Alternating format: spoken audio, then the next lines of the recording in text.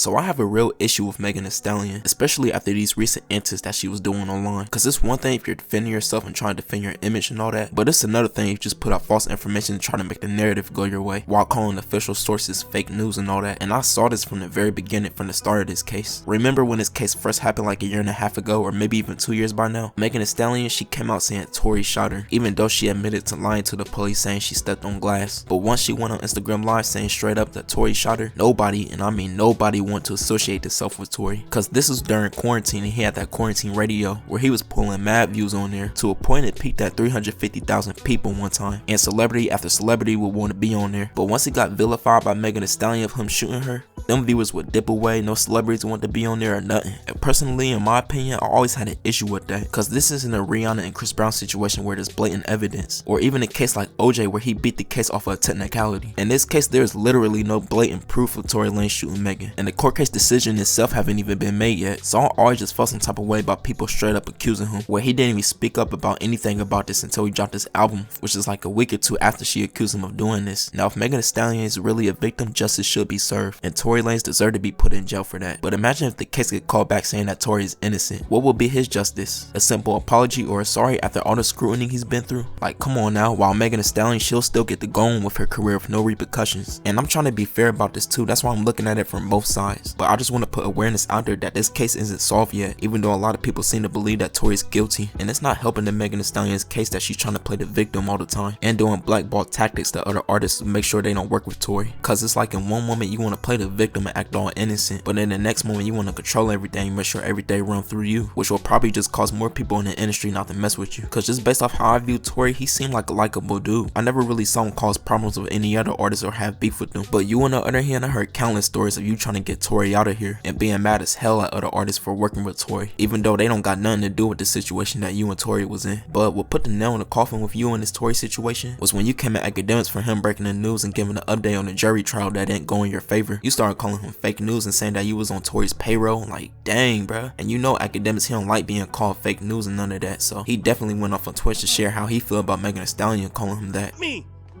you've been a victim for 2 years. Again, if you did get shot, listen, I'm not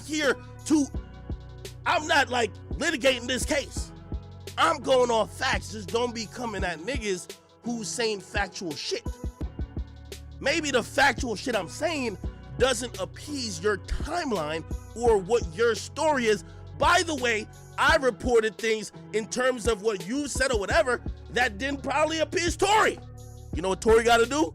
And that's what I don't get. Don't you industry people know by now that Akademkis does not care? Akademkis, he's a public figure in the industry that don't go by industry rules, cause he's very passionate about this rap media stuff. And if you try to call him fake news, he will expose you and him at the same time. And best believe he ain't holding no bars back either. He's gonna go all out on you and ether you, no matter who it is. So I feel like that's where you messed up right there. Cause even to the people that's defending you, they're getting tired of seeing this. Females on the Shade Room be like, is this case gonna be over already? Cause they're done and over it. Everybody's done and over this case except you. You still want to play the victim card. You already got all them awards from being the victim, and that's just the honest truth right there. There ain't no hate in that. You just gotta realize not everybody's gonna be quick to side with you, especially when there's an ongoing trial still happening. If it turned out to be true that Tory did shoot you, then justice will be served in your favor, and you can definitely have the last laugh. But if this case turned out to be that Tory was innocent the whole time, best believe your reputation is gonna be ruined. You'll definitely still have a career, but your image is gonna be forever scarred. But these are my thoughts and opinions on this whole situation. If you enjoyed the video, be sure to like and subscribe.